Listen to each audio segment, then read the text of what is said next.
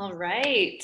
Hello, everyone, and welcome to the latest edition of the Experience Series, where we talk to industry leaders about their personal journeys and the insights that can only be garnered from lived experience. The Experience Series is brought to you by The Hive and Hive Life magazine. I am Shailene, and today I will be speaking with Charlz Ng, a wellness entrepreneur with many ventures and has quite an interesting story to tell. So let's start with a little introduction. For those of you who don't know, Charlz is the founder of the events agency Hybrid Group. He is also behind Iris Your Escape, Hong Kong's largest fitness and wellness festival, Spartan Race Hong Kong, which is many people's favorite, and of course, House of Fitness, a high-intensity boutique studio, which is actually just a stone's throw away from one of our Hive locations. And last but not least, you're also on the board of directors for Gay Games Hong Kong 2022. Like I said, many ventures. How are you, Charlz? How has this crazy year been for you? It's been amazing, Yeah. can't ask for a better year than this. Yeah, I did. I know it presents a lot of opportunity to adapt and challenge, which is always an interesting one. We are so glad to have you on. Honestly, to those watching, we'll be holding a little Q&A session right after the interview portion of this evening. So if you want to get involved in the conversation, please head over to the Experience Series Facebook page and leave your questions in the comments section below. So Charlz, when we put it out there that you would be coming onto the Experience Series, we immediately had a lot of interest come in. And I think it's because obviously your name is associated with so many cool things happening in the fitness and wellness space in Hong Kong.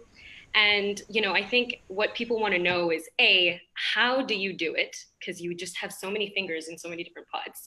And of course, how it all began. So let's dive right in, Charlz. Could you tell us how it all began? Like, how did you get into a career in events? Because I'm sure it's vastly different from how things are now. How'd you get started? Yeah, of course. The passion really from events started when I was really young, when I was in high school. So I like to organize school competition. I was the music competition, inter-house music competition kind of organizer. I like doing charity gigs. I love, right? Yeah. I was young, and the experience of getting people together was actually really satisfying. When I was young. So in university, I was kind of the go-to person when people want to organize social gathering. I organized Christmas ice skating event, weekend cinema outgoings. So when people want to go party and do something, and when they don't want to organize and call everyone together, they say, Charles, can you do it? I was like, yeah, sure. I just blast out on WhatsApp. But I wasn't really, my first couple jobs, I would say, it's not really in the event fields, and I'm a graduate from the London School of Economics. So naturally, I actually first applied to the management consultancy, banks, HSBC. But after about 2 months of job hunting, sending CV, job interview, I actually ended up at Hollister when Hollister first opened its store in Hong Kong. Because I thought, well, I'm not in a rush and I just got back to Hong Kong. So I want to meet people kind of my age to hang out. What's the rush, right? But obviously that didn't really last long. But back in 2014, my friend Tiffany and I had a passion, and we loved going to festivals. We loved electronic music at the time. So back in 2014, that's when the first event business actually was created, and that was when I first started organizing parties, events. Yeah. Right. So how did that transition into entrepreneurship? Because now, you co-founded Hybrid Group, which is obviously a huge events agency. So could you tell us Yeah. a little about that transition? Yeah, sure. So Hybrid at first was a entertainment event and talent agency. Right. So what we did was we put on outdoor and indoor events, and we kind of toured DJs and around Asia. But it was natural because everything that we do was involving bringing people from overseas to come to Hong Kong and then throw a party. but very not for very long, we noticed that we are not really capable in sustaining our business model. And then one of our competitor, my current partner, Gary, said, you know what, Charles, you actually are great at bringing people here, but we know the business well on how to actually make it a business opportunity. So he brought on his team. So together we combined and formed Hybrid Group at 2014. Yeah. Wow. And here you are. I mean, since then you've also started Iris and Yeah. all these things, and now you're quite a well-known and respected figure in the wellness community here. So why make that transition? You know, I mean, like, I'm sure it would have been a crazy fun time, just sort of like getting together and partying all the time and meeting new people. So what was the catalyst for that move into a different industry within events? Um, if you want to know the truth Always. is always we weren't making money. Right. It was expensive. We weren't making enough to really kind of sustain. The business doesn't have a sustainability in the model. So we thought let's do something else, right? And at that time, the trend of yoga, fitness, and wellness was on the rise. We tried to do a couple things, but we thought, hey, why don't we try and do something like that, which is a complete, switch of spectrum and see what happens. And we probably use a tenth of our usual effort to sell out our first event, and we thought something was right. Yeah. And I thought, okay, why don't we do it another one? And So what was that like? Like, what did it consist of in terms of? that was actually the very first Iris. So the first Iris, we did it in Discovery Bay in 2015. Right. So as per our old business model, we were ticketing. We sell tickets to generate our revenue, right, in the event industry. So we were selling out before wellness. We were selling tickets to parties between $380 to $580, and giving our heart and soul and going out and talking to people, we may be able to sell, say, 50 tickets for a night, Right. which is not really a lot of money. We put out a yoga event with 5 different yoga classes. I think at the time it was 280 or 220. And you can go attend all 4 classes at the Discovery Bay. We sold out between, I think, 2 weeks at our capacity. And that was about 80 people. Wow. So we thought, if the demand is there, and if the marketing message is right, like, why don't we do something a little bit bigger? So it took us only about 2 months to really launch our first official wellness festival at the central venue. Yeah. Harbourfront. And with 2 months, we spread words online for our friends and family. We had 1,600 people attended the next one. And once you kind of got there, you thought, well, I'm not going back to where I was, right? From now on, it's only forward. So let's just, push on. Absolutely. Yeah. Would you say that, when you were in the nightlife event side of things, did you already adapt sort of like wellness into your life? Or was that something that like your career sort of put you in that direction and then you went along with it? Yeah, I would say that. I wasn't the most healthiest. Being in nightlife, your work hour basically starts at about 8 p.m. and you finish at about 6 a.m. after clearing up. Most of the time, you probably aren't completely sober, and you're always drinking with clients, with friends, and with your DJ. So, that lifestyle wasn't also very sustainable. And therefore, when I can say if people come up to me and say, hey, Iris changed my life, and say, Iris, I've done so much in my life, I'll go back to them. Yeah, Iris changed mine. It's probably my life is probably the first life that it has changed. It's something that I did that unexpectedly turned out to shape who I am today. Yeah, absolutely. I mean, I remember when I interviewed you for for the Hive Life article when we initially spoke. You mentioned one thing about the events industry in nightlife, which is that it was a little bit harder to connect with people Mm. genuinely. So could you kind of comment on I guess what the wellness community, how that sort of contrasts to the nightlife events industry? Sure. I think in the wellness industry, people are naturally more kind-hearted. Mm. Uh, they're more willing to collaborate. There's always something that people want to do and do better. We want to work together towards a greater goal. Whereas before in nightlife, I don't find that feeling. I'm always worrying. I'm looking behind my back, thinking, did I do something wrong? Is he trying to trick me? What's, you know, this can't be right. What's the trick, right?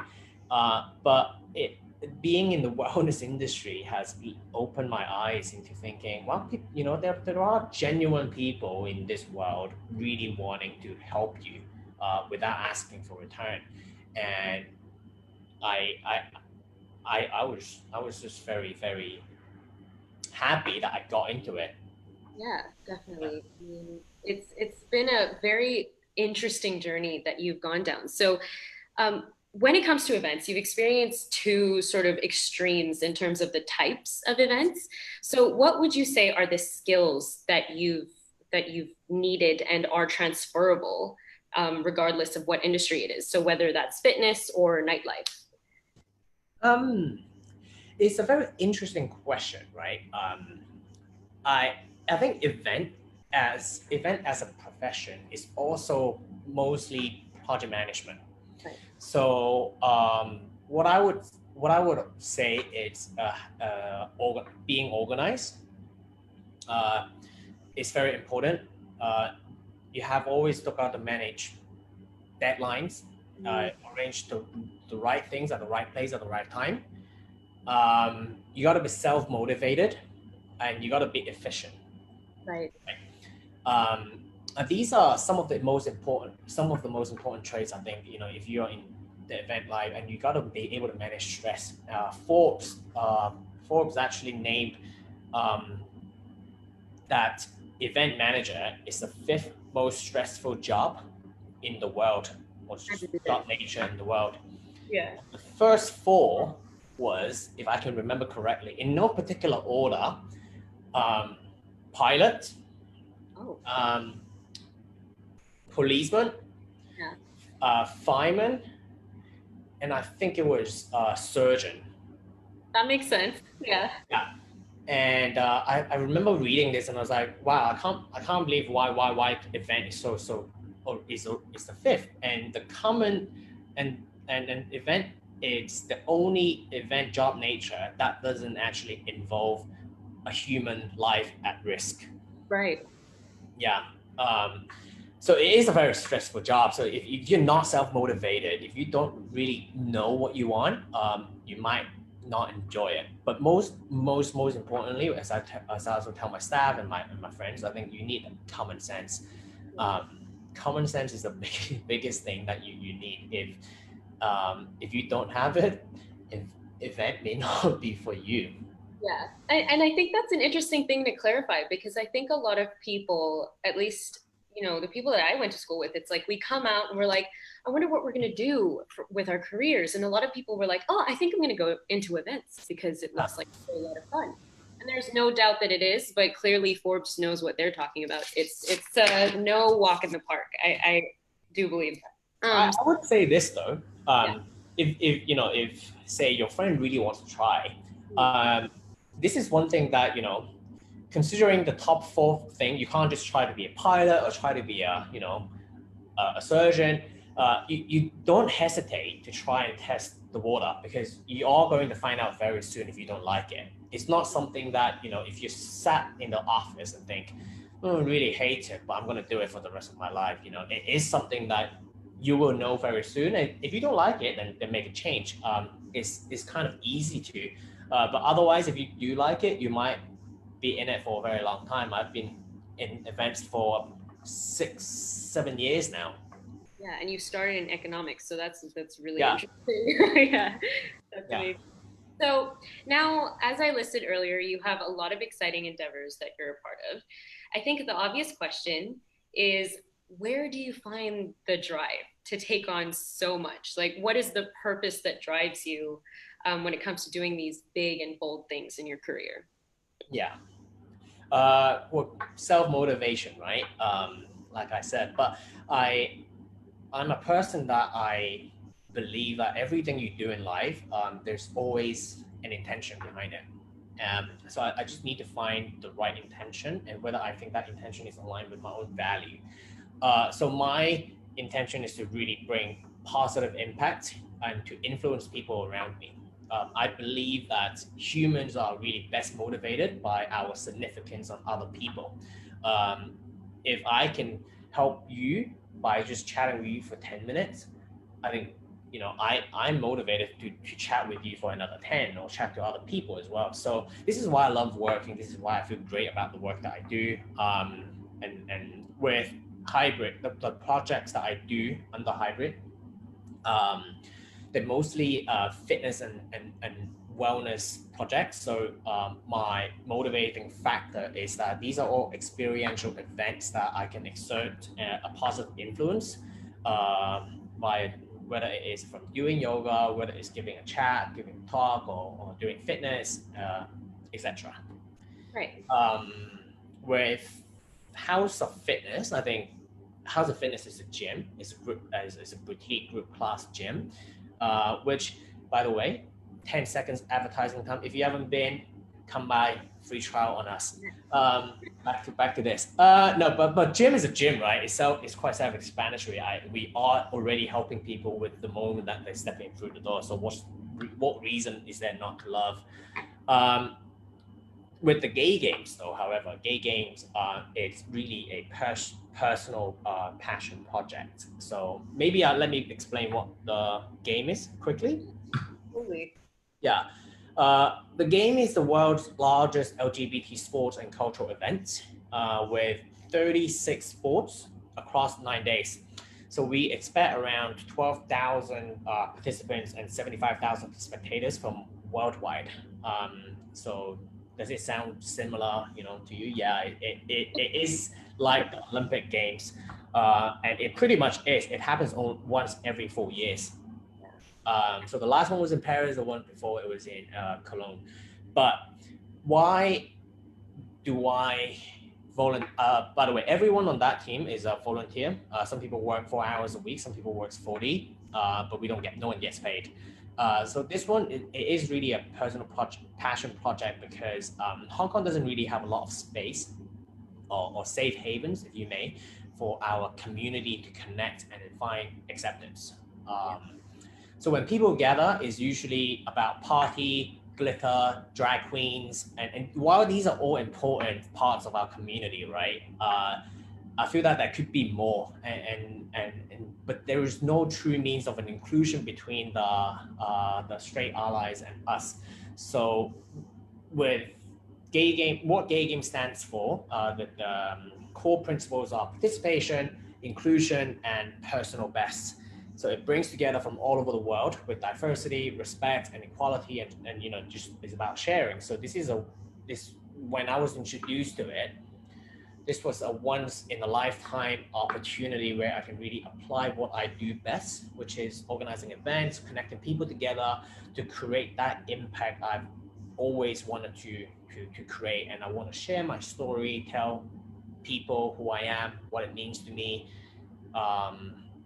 tell those who are out there who are struggling to know or who are afraid to come out to know that they're not alone. There are tons more people like you out there.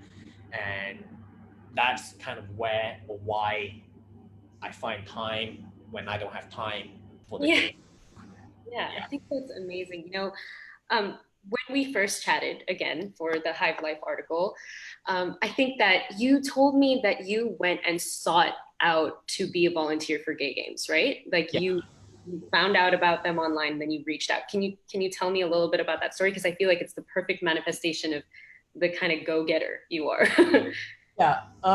So I actually saw someone posting a status on Facebook say, "Oh, we are gathering a team of people to bid for the Gay Games Hong Kong, for the Gay Games to come to Hong Kong." So I thought, what is it? Let me just click on it and find out more, right? And then it was just a short, brief description of how it's a sports and culture event. They're looking for someone in events and marketing field to really come in and contribute and to help organize or to help plan to win the bid. So the bid book is a 300 pages long, basically strategic plan to show the Federation of Gay Games of why Hong Kong is worthy to be a winner. And then so I thought, yeah, sure. I mean, I have tons of time. That was 2016, right? So I thought, yeah, I'm definitely interested. So met the guy up for a coffee, had a chat, but it was quite a very early on chat. So it wasn't until after 3 and 4 meetings and that I actually meet a group of people, then I realized, oh God, it's a lot bigger than I thought. It wasn't a let's organize a run in the park next week. It was that. Yeah. Yeah. Yeah. It was the equivalent of the Olympics that you guys were pitching for. Oh, that's amazing. So, bring it back to before, obviously, I want to touch on the gay games again later for sure. That's Yeah, of course. Yeah. amazing. But I wanted to ask you, when it comes to the wellness industry, you said that, amongst one thing that it taught you, which is that people are good. There are good people in business. What would you say the wellness industry has taught you about business other than Really about collaboration. that? And it sounds so cliche, but it taught me about trusting the right people or trusting people. Um, like I can't even believe, or I don't even see it until I'm actually saying it out loud. But if you come to me in 2014 and say, hey, I want to work with you on this, the first thing I would be, nah, you want something else from me now, jog on. Yeah. Don't talk to me, right? But right now when someone said they want to work with us and I say, yeah, sure. I'm going to start with that first. I don't know what you want, but I'm going to say, yeah, sure. And then I will listen to, I'm a listener. I want to listen to what you have to say. It's about giving people that chance of expressing what they want. And then you can then evaluate whether it is the right thing for you, if you have time for it, if you have the resource to make it even better. But because I'm doing it because everywhere I go, when I say, hey, can I talk to you about Iris? It's a community in wellness. Can I talk to you about an obstacle race I'm working on? People actually gave me a chance to talk to them. And that's why I love the industry. It's like literally saving humanity.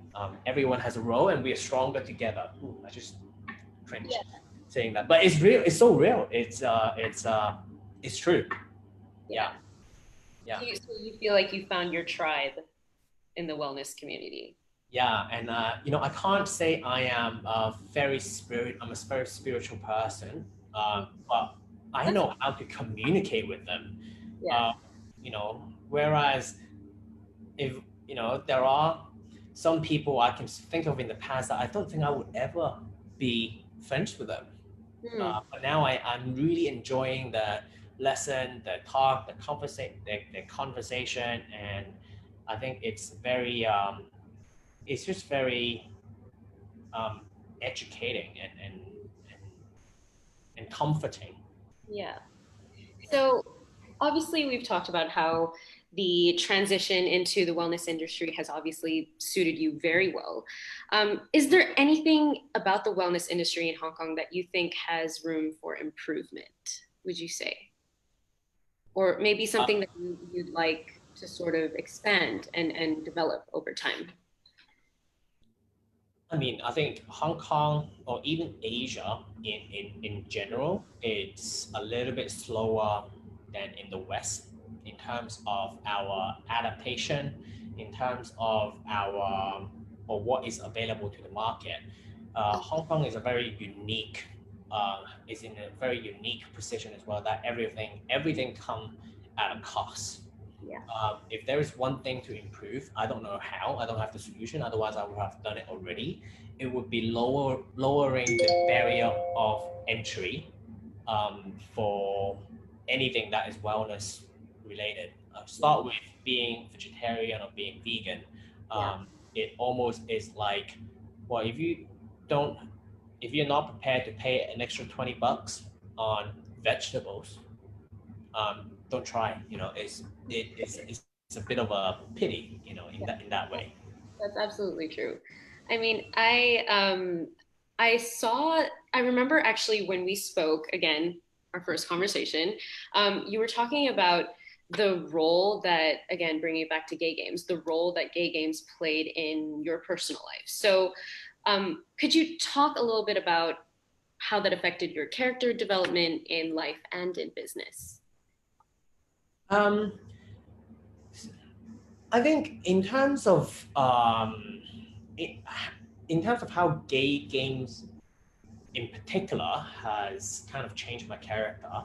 Uh, it even helped me came out to my family and parents.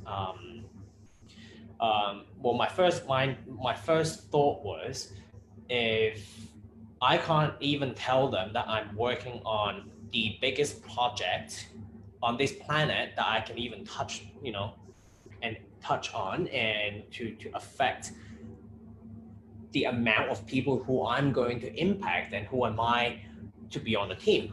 Uh, so, so that's my very first, I think, first step. I came out, I think, 2 years ago, around 2 years ago. Yeah, when I really first joined, when I was in the middle of organizing the gay games. Right. Yeah. Um, yeah, I think that it makes me more open. It makes me want to talk about it more. It makes me stand up for people who may have misunderstanding. Usually I would just sit in the side and be like, no, let them talk, it's fine. I don't need to educate them. But now I was like, nah, bro. Yeah. Yeah. Yeah, I mean, I think that I obviously I follow you on Instagram, and you have quite a great social media following and social media presence. And I just love how authentic you are. I think it's really cool that, like, when I go to your page, it's obvious to see, not only what you do in business, but just the values that you hold in terms of being honest and open, and then that manifesting in your work. I think that's what anyone in business would sort of aim to be. So that I think that's really cool.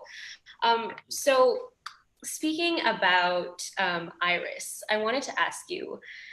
Um, Obviously, you guys had plans to expand in the last year. So how have you had to adapt in terms of those plans? Um, Well, we were going to go abroad, but everything has to stop. It was actually the plan was actually to go abroad in April, where this was actually when the second wave came in. Um, but what we had to do is, what we can't do, I would say, is to really do nothing. Yeah. We can't just say, oh, because the world has stopped, we just need to stop and reboot when it is Right. happening again. Yeah. So is that, so what we did was, um, although we're not going to make money, uh, we created something with our community, with our fellow teachers, with our gym studios, just to see if we can mobilize our community to go around the entire Hong Kong to see different tutors, to see different gyms, to bring them more business, foot traffic, and continue to do some community classes on the road. So what we did was we kept it very, very minimal. We tried to not do something so complicated. So we only charge 100 a class, and with the $100, we split half with the teachers, who at the time were basically has no income, and there was no subsidy from the government at all. It's not going to buy them 2 weeks of food, but at least it's something. Hopefully, it means something, and it also gives them that motivation that if someone is able to help you or to help to do that for you, you should be able to go out and kill it. Absolutely. Yeah. I think it's really cool how you guys have adapted because I remember you saying that there's so much potential in this year that especially with collaborations and online. You were saying how like this has presented you an opportunity for you to like really push yourself in terms of Yeah. like how far you can reach out to people and stuff like that. So, um, what would you say is next for you in terms of the wellness trends that you might predict that are up and coming? What's next for you? Uh, what's next? Uh, what's first? No. I think that honestly, I am not planning too far ahead Right. right now. Uh, I Well, let me tell you a side story. So last in 2019, at the end of 2019, right, the protest has hit Hong Kong quite hard. Yeah. Being an event, of course, it was already hugely disrupted at the time. Right. Um, so we actually spent about 3 to 4 months in 2019 towards the end of it to do exactly what you said. What's next in 2020? How do we recover and how do we come back from it? We made about 4, 5 business plans, line up with all our sponsors, partners, literally ready to go with our first event on the 29th of February. Right. That was Batman Night Run. And then we have a series of 6 events that we were going to launch with the cruise company, Dream Cruise. And obviously, when COVID hit and when Diamond Princess, has the outbreak, everything kind of put an end to a stop. So what's next is for me is to really stay put, you know, keep what I'm currently doing and try to maintain a healthy balance between those first, because I'm doing quite a lot, as you have said, Yeah. and then see what happens, and then continue to really adapt. We do have a lot of things that we were going to launch in 2020, but didn't do it successfully. So those are here whenever we are ready to bring it on again. Yeah. It's just on pause right now, Yeah, but of we'll course. Yeah. Moving slower, not even yeah, on pause. We're moving slower than what we for usually sure. would be. Yeah. Absolutely. Just to remind everyone who is watching, for those of you who are tuning in, please be reminded that if you have any questions, you can leave them on the Experience Series Facebook page because we will be moving on to the Q&A session quite soon. So I actually just wanted to chat to you about Iris because I have actually never been. So I remember when I was looking at the photos and stuff, I was looking at just everything. The way I described it in my article, I believe, was it looks like sort of like a playground for adults, where like you just get to move and interact with people. So could you actually talk a little bit about how you planned the entire concept? I think it's very interesting. That's industry confidentiality. No, we're all about openness. So, uh, so at first, how maybe I can share a little bit on the history of Iris. So Yeah. Iris started off as a yoga festival. So we only have one stage, which is a yoga stage. The next one that came along was a Zen garden, actually, taking account for the spiritual, with guided meditation, with sound therapy. That actually received very overwhelmingly great support, and then the next one was a fit district. So it was all things fitness, different types of more cardio-based activity, Right. and then we thought, should we stop there, or should we not? And then we thought when we run our event, all these stages are still packed throughout the day, right? Even in the morning ones. So we thought, okay, we can't really increase capacity of the class, so let's continue adding more stages. So and then the next one was the playground and the silent disco, and then last year we added Insider, which is a talk panel and workshop area. Yeah. So it, why we the reason why we introduce all these different dimension of wellness, from physical wellness to relationship to social to mental wellness, is because I think everyone, when they step into Iris, they have their own blank canvas or they have their own objective. Everyone has their own goal. I want to be more social. I want to be better at this. I want to be more stretchy. I want to start getting into yoga. I just want to hang out. I'm bored of cinema. I'm bored of shopping malls. Everyone has a different expectation. So through the different experience that we kind of line up, we want to make sure that this is one place where it's the parking shop of wellness for a weekend, where you can really find everything that you want. And it's only via doing that you're gonna think, I want to come back and do this next time, because I haven't had time to do it last time, but this time I'm gonna bring 3 more people with me doing it. We also have a huge marketplace, so this is where brands can come in and really do selling, to do whatever they want, and because they all give out so much freebies.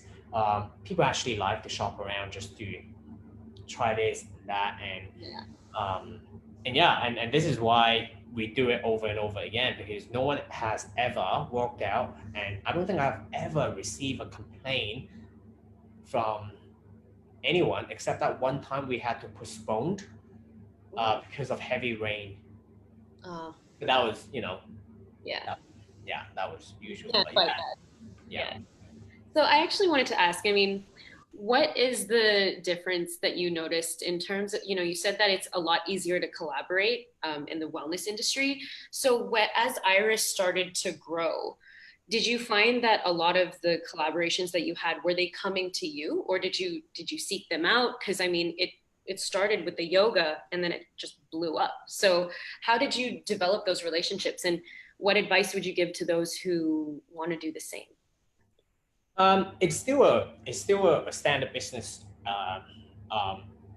day-to-day activity. You still go and talk to people, you still outreach, you still pick up your phone and call them, hey, I have this plan for you. But instead of saying, hey, I have this great insurance plan, or I have this fund that you can invest in, I say, hey, we are a 25, 30,000 community of wellness advocates. Are you interested in working with us? But I have to say, a lot of people out there are still not aware of what Iris is.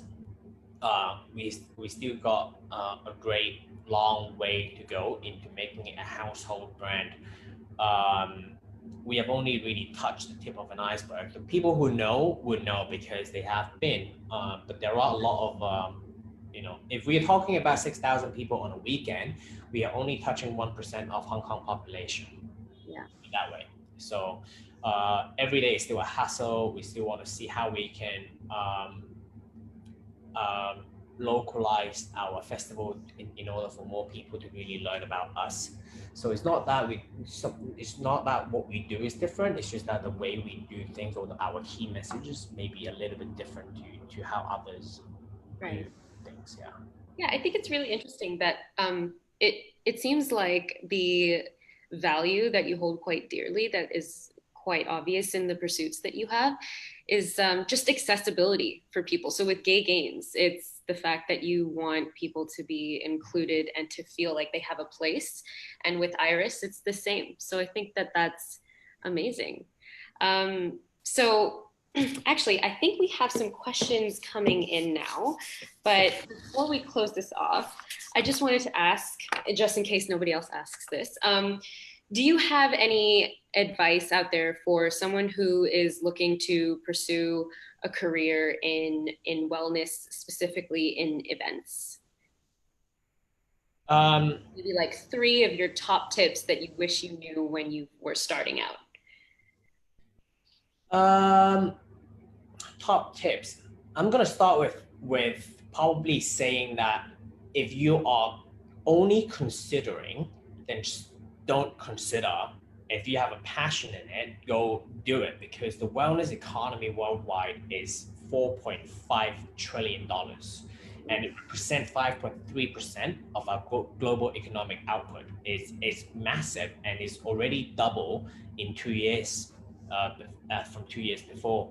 Um, so I think in terms of tips and it is still your standard when you go standard job application, right? But I think having a passion, and if you already live some certain aspects of it, it would help you uh, by a mile, because you're already passionate, or you love doing what you do. And that, to be honest, also goes to anything else. If you do love drinking wine, then of course you would probably be good in the wine industry. So if you want to do something in wellness, don't do it because it's cool, because everyone is doing it, because my sister and my BFF does yoga, I want to sell yoga mats. That probably won't work. You have got to really understand the value or why you love it. Yeah. Absolutely. All right, so I think we're coming to the end of our interview portion of this evening. We also have quite a few questions coming in. So for those of you who are watching right now, whether on Facebook Live or on Zoom, please get your questions in the comment section on the Experience series right now, and we'll hopefully get them in. So let's go ahead and get started. The first question is from Cherry. So I think this is on everyone's minds. What's your view on the event industry in 2021? That's a heavy one. What do you think? View on the industry. Okay. First of all, I think the view would be to talk about what they haven't done in 2020, like myself. Yeah. But I think 2021 would be a lot on about safety and prevention. Hmm. It was actually a trend in the past, but at the moment, COVID is so, is been in everyone's mind, where if you go out, you already think about, oh, am I gonna catch this and that? So I think for especially for the event industry, is really about safety, social distancing. How are you mitigating the risk of people gathering all together and creating another outbreak? A lot of brands, I would imagine, would start to talking about prevention. How do you prevent this, prevent that, from even physically intaking something to spraying something in your hands, or doing particular behavior to avoid doing something. So I think avoidance, preventions are the two big words in Definitely. 2021. Yeah, and I also remember you mentioning that you predict that the sort of online and on-site events is gonna meld together to become something even bigger. So I think that's also a very exciting prospect. Right? I think people in Hong Kong in general, though, they're not going to show any hesitance in attending large-scale events again. Yeah. Maybe not now, but they will come back out. Like, look at how many people were in Soho on Peel Street. Look at how many people were on the beach. People were dying to go out. So it is not really about. I think as an event organizer, I'm not worried that my events are not going to be popular. It's finding the right timing, and finding the right message for people to want to come out. Safety and security measure. Absolutely. Yeah. All right. So moving on to the other impact that COVID is having. So we have another question. COVID is worsening mental health for many. Do you think your business ventures and network could help motivate people in the masses who are struggling, i.e., unemployment, depression, boredom? Great. I think great question. We're dealing with it internally with our staff, right? As a leader, we try to not basically make the life worse to start with. if they are going to be unemployed, don't tell them 3 months in advance and say, hey, by the way, you're going to lose your job in 3 months. But in general, I think being able to talk openly about it. For example, 2020 for me, I don't think it has done more of a mental challenge for me. So maybe sharing a bit of my personal experience. I came out of a relationship on the 1st of January. And then COVID hits, business got hit really hard. We had to cancel a lot of our events. And then when we were about to launch, Wave 2 came in. So another plan, they all fell apart. And then my grandma sadly passed away a month and a bit ago. But when all of the factors all come together, it's got me into thinking, if is anything worse going to happen to me, right? Every time when something bad happens, I thought it's got to be the end of it. I'm at the bottom of it, and from here I'm going to rebound and do better. But every step of the way, I think that there is a lesson always learned, and that, well, Charles, that wasn't the worst of it. Something can happen again. But how I dealt with it is there are a couple of phases of grief and getting out of miserable world, right? And I think this is where your friends, you come in.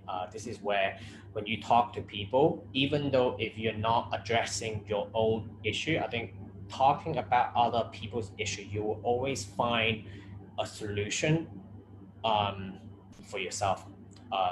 A lot of the times when you're upset or when you're bored or when you are depressed, you know why you are upset or depressed. You just don't want to face it. You don't want to accept it. But when someone else is doing it and in the same boat, and I think naturally you probably don't want to just sit down with him or her to both moan about the world. Naturally, you would want to support the other person, right? Like I said, I think human is all about supporting others. By supporting and by giving out advice, you basically were talking to yourself. So there's this one saying that I always carry with me, and that is, a problem told is half the problem solved. I love that. No, I've never heard of that, but that's brilliant. Yeah. Yeah, I think it's really interesting because when we first hopped on this call, before we went live or anyone was in this room, I was like, "How are you?" And you were just like, "I'm great." And to come to find out that you've been through a lot this year. And I think it's pretty telling. Like, imagine if you stayed in the nightlife events industry. You might not have the same tools that you have now to cope and to deal and to also create opportunities for other people the way that you are with Iris and with Gay Games. So it's never for nothing, right? Never. I honestly, I think you are absolutely spot on. If I were doing parties and drinking, I think what I would be doing now is be holding a bottle of vodka and be like, hate you 2020, and Yeah. Yeah, I'm not going to deal with any of my problems. I'm just going to drink it away. But yeah, no, I think that's brilliantly put. All right, so our next question is about your entrepreneurial spirit. So, how do you feel your entrepreneurial spirit came out within your project with Iris? Did it come naturally to you in your character, or did you have to sort of seek it out? well, I think it really depends on how you see the word entrepreneurial spirit, right? I think it's such a glorified term. That's But true. if you think about it, if you are waking up and you are an entrepreneur, what are you doing differently than a non-entrepreneur person? Hmm. I don't think it is about the spirit that I don't think it is about whether I am an entrepreneur or not. It is about identifying what really motivate you to wake up to and what are your kind of objectives of the day. Because if I think about, I'm an entrepreneur, I wake up, it doesn't pay my bill, it doesn't feed me, I'm still poor. By the way, entrepreneur is known as well, probably one of the poorest people in the world. Yeah. But they're poor until they're not, right? It's Yeah, like yeah. So that's why I think it's a very, very overrated term. yeah. But yeah. Yeah, for sure. I mean, I see what you mean. So when it comes to like how this is my question, okay, because I'm wondering this. Yeah. When it comes to how you divide your time with, planning Iris, overseeing House of Fitness, and then obviously when Spartan Race was happening, you have all these different avenues. Like, do you have a trick to like manage your time, or are you wired that way? How do you deal with that? Um, so time management Yeah. tool, basically what you're asking me, right? Yeah. So I think, I want to yeah, know. I think luckily, going back to what I said earlier, if you are in this industry now, you have to be organized, self-motivated, and kind of driven, right? For me, for example, my weekend is usually working on my gay game stuff. Um, Gay games always also have a pretty good hierarchy of structure where um, they meet once every 2 weeks. Yeah, it's not a face-to-face meeting, but we have calls to really catch up, to making sure people are aligned, and is knowing that in 2 weeks time you have something to present to the team, and by the time if you don't have something, you're going to find time somewhere. You're not going to say it's fine, I'm just going to say whatever, right? So it's that sense of urgency. Accountable, right? Yeah. Yeah. And for me, it's also a lot of things I have finally I'm able to not to do everything by myself. So I have a fantastic team at Hybrid who can support me in a lot of things where, if I'm going to speak to a sponsor, I don't need to manage with them 24/7. If I need to write a proposal, my amazing colleagues can take the lead and probably be better than me now. So yeah, I'm pretty much just sipping coffee every day. You're chilling. It's the entrepreneurial life. No, I'm just kidding. Okay, so actually, we have one more question. And they say, Jingmin says, bear with me if you might have addressed this earlier. I don't think you have. But do you think you had to prepare yourself? Like, I think your first entrepreneurial pursuit was hybrid, right? So looking back on that time, how much did you have to prepare to set up your own company? Was it was it just like, okay, we're going to start with a few events, but like what did it actually take to establish it as a legitimate events agency? Hmm. Okay. Um, it's First of all, I think you really have to think about a couple of things.